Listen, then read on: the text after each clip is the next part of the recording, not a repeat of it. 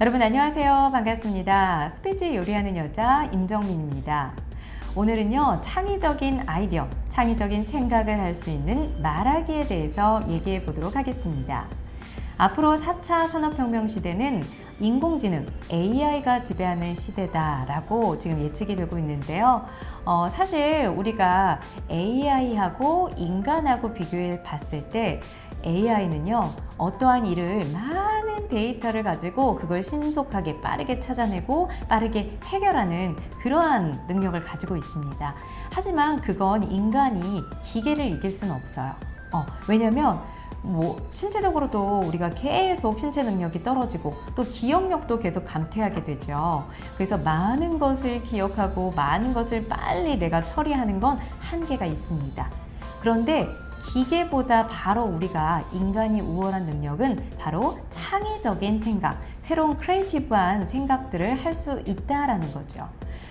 자, 우리가 일상에서 혹은 회사에서 대화를 나눌 때 혹은 회의를 할 때 어떤 의견을 내면은 많이 피드백이 오고 가죠. 이게 상명하달식이 아니라 이렇게 주고받는 피드백이 굉장히 중요합니다.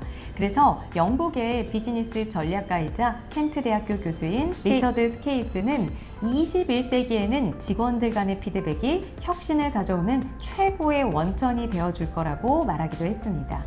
모든 피드백이 다 좋은 게 아니고요. 다 뭔가 창의적이고 창조적인 생각을 만들어내는 게 아니고요. 비판적인, 부정적인 피드백은 오히려 아이디어 킬러가 된다고 합니다. 그 사람의 창의적인 생각을 죽이는 거죠. 그래서 저희가 부정적인 피드백이 아니라 긍정적인 피드백을 해야 됩니다. 자, 디멘스라는 책을 쓴 저자 에이드리언 슬라이 워츠키가 이런 말을 했습니다. 사람들이 약점을 지적하며 왜 안 될지만을 이야기할 때 창조적 아이디어는 금세 무기력해지는 경향이 있다. 그래서 사람들이 정말 이 부정적인 피드백, 왜 안 되는지만 막 얘기를 하게 되면은 사람의 생각, 좀 더 창의적이고 좋은 생각이 나올 것도 그게 장벽이 된다는 거죠. 방해가 된다는 거죠. 장애가 된다는 거죠. 그래서 긍정적인 피드백을 많이 해줬을 때 이러한 내가 창의적인 생각을 더 할 수 있다라는 겁니다. 자, 그러면 창의적인 생각, 창의적인 아이디어를 하기 위한 말하기 어떻게 해야 되는가? 바로 긍정적인 말하기, 긍정적인 피드백을 주는 건데요. 영화 애니메이션으로 굉장히 유명한 픽사 같은 경우는 굉장히 유명한 회의 기법이 있습니다. 바로 플러싱 기법이라고 하는 건데요. 서로 팀원들이 앞으로 애니메이션을 어떤 주제로 어떤 스토리로 풀어나갈까 이렇게 회의를 하는 그런 브레인스토밍 자리에서 절대 상대방의 의견에 반대하거나 혹은 비아냥대거나 어떤 부정적인 피드백을 하는 것이 금지가 되어 있습니다. 오히려 그 상대방의 의견에 내 의견을 덧붙이는, 그래서 플러싱 기법을 이용해서 회의를 하는 것으로 굉장히 유명합니다. 사실 애니메이션 니모 같은 경우도 그 전까지만 해도 여러분 애니메이션의 주인공은 인물이었어요. 사람이었어요. 근데 갑자기 니모? 물고기가 주인공이라고? 그게 되겠어? 예전에 그런 일이 없었어.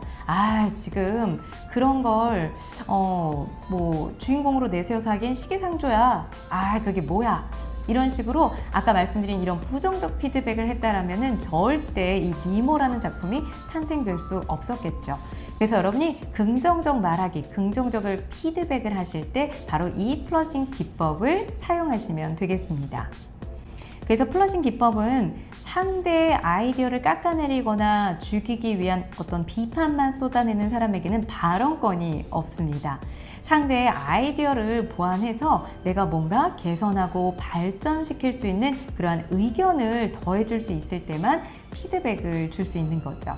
그래서 여러분 상대하고 내가 얘기를 할 때 이 상대의 어떤 창의적인 생각, 아이디어를 계속 끌어내기 위한 그런 말하기는 그 사람의 의견에 반대되는 말, 다른 얘기들은 언급하지 마시고요. 그 의견에 뭔가 내가 덧붙여서 더 개선하고 발전할 수 있는 그러한 말하기를 여러분 해주시는 겁니다.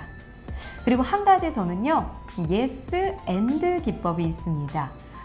아까 플러싱 기법과 같은 맥락으로 yes and 상대방의 의견에 내가 동의하고 인정해주고 존중해주고 그 다음에 and 내 의견을 덧붙이는 그런 말하기입니다. 자, 창의적인 생각을 여러분 하기 위해서는요, 긍정적으로 말하고 긍정적으로 피드백을 주는 게 굉장히 중요하다라는 거.